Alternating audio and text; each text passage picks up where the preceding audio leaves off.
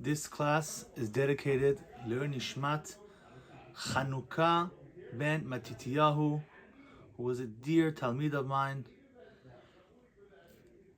It says in Masechet Berachot, when someone walks in a haughty manner, it is as if he is pushing the divine presence away. As the verse says, Melo kol haaretz kevodo. The entire world is filled with his honor, with God's honor. Meaning that there is no room in the world for anyone else's honor except for Hashem. Therefore, the Yalkut Yosef writes, one should not strut in a haughty, pompously upright posture. This applies not only in the Bet Midrash and Bet Knesset, where the presence of Hashem is found more. Even in any other location, the same thing applies. However, even the opposite isn't good. You shouldn't walk stooped over, with your head all the way down to the ground. You should walk upright enough to see what is ahead of you without raising your head too high.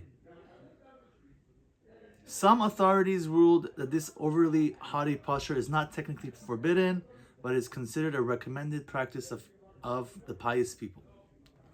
Now, let's break it down. What does it exactly mean to go in this forbidden posture?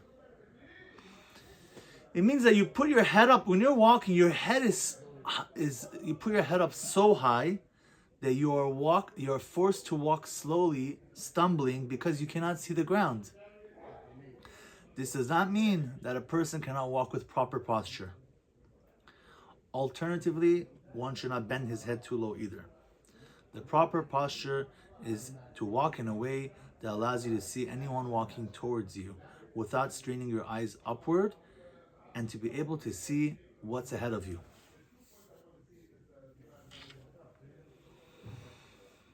As we said, pushing away the Shekhinah. Since the entire world is filled with the honor of God, when you act arrogantly, it's as if God is not in your life. Everything is from me. I did this. I accomplished this. I made the money. Hashem is not in the picture. And there's a verse in the Torah that talks about this. And you may say in your heart, my strength and the might of my hand made me all this wealth. But you shall remember Hashem your God, for it is He who gave you the power to gain wealth. The Yalkut Yosef says that this behavior is similar to idol worship because you're attributing your success to yourself and not to God. Also, it is said about anger. One who gets angry is as if he is doing avodah zarah, like idol worship. Because when he gets mad at something, he is not considering the fact that God wanted this thing to happen. He's attributing it to something else. But when you have God in your life and someone makes you angry or something makes you angry, you're not gonna act in your anger. You're not gonna be upset. You're gonna accept it and deal with it.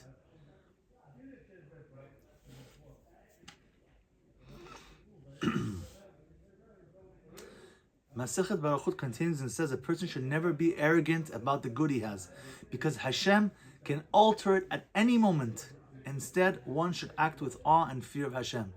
Just today, unfortunately, a father of 8 children, age 40 years old, he went to sleep last night and he didn't wake up in the morning. What happened? What didn't happen? I don't know.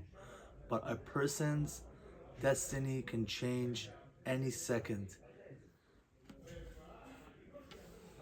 What about kings? In the times when we had real kings,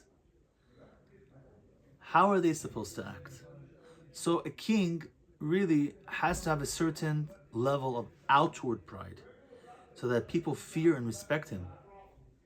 Even so, inwardly he must maintain humility, because what is he compared to the creator of the universe? And this is not a contradiction.